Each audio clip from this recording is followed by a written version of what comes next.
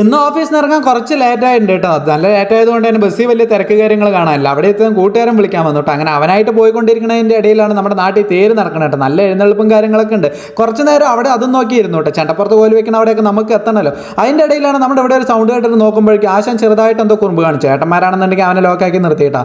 ഇവിടെ ഒരുത്തന്നെ ഒന്നും അറിയാണ്ട് മേലോട്ട് നോക്കി വായും പൊളിച്ച് എന്തോ നോക്കി നിൽക്കുന്നുണ്ട് കേട്ടോ. പിന്നെ ആശാനെ അവിടെ സേഫ് അല്ല പറഞ്ഞിട്ട് നേരെ അവനെയും കൂട്ടിയിട്ട് നേരെ അങ്ങോട്ട് വിട്ടുവിട്ടാ വണ്ടി. വീട്ടിലേക്ക് പോണതിൻ്റെ ഇടയിലാണ് കേട്ടോ ഇങ്ങനെ ഒരു സംഭവം കാണുന്നത്. സംഭവം എന്താണെന്ന് വെച്ചാൽ തോൽപ്പാവക്കൂത്താണ് കേട്ടോ. സംഭവം പരിപാടി തുടങ്ങുന്നതിന് മുമ്പ് കഥയും കഥാടിസ്ഥാനവും കാര്യങ്ങളും ഒരാൾ നിന്നിട്ട് ഇങ്ങനെ പറഞ്ഞു കൊടുക്കണ്ട. സംഭവം കാണാൻ അടിപൊളി സെറ്റാണ്. പണ്ട് മീശമാധവൻ സിനിമയും മാത്രം ഇത് കണ്ടിട്ടുള്ളൂ. അങ്ങനെ ഇത് കണ്ടപ്പോഴാണ് അകത്ത് എന്താ നടക്കണമെന്ന് കാണാൻ ഒരു ആകാംക്ഷ.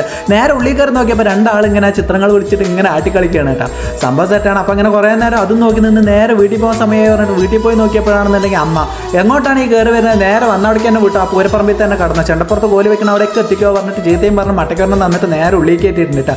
നേരെ അങ്ങനെ കുളിയൊക്കെ കഴിഞ്ഞ് നേരെ വരുമ്പോഴേക്കും അമ്മ ഫുഡ് കാര്യങ്ങളൊക്കെ വിളമ്പി വെച്ചിരിക്കണം. അങ്ങനെ ഫുഡും കഴിച്ചിട്ട് ഇനി നേരെ പോയി കിടക്കുകയാണ്. അപ്പോൾ വീഡിയോ ഇഷ്ടമായെന്ന് വെച്ചാൽ ഫോളോ ചെയ്ത് സപ്പോർട്ട് ചെയ്യാൻ മറക്കണ്ട. അപ്പോൾ ഓക്കെ ബൈ ടാറ്റാ.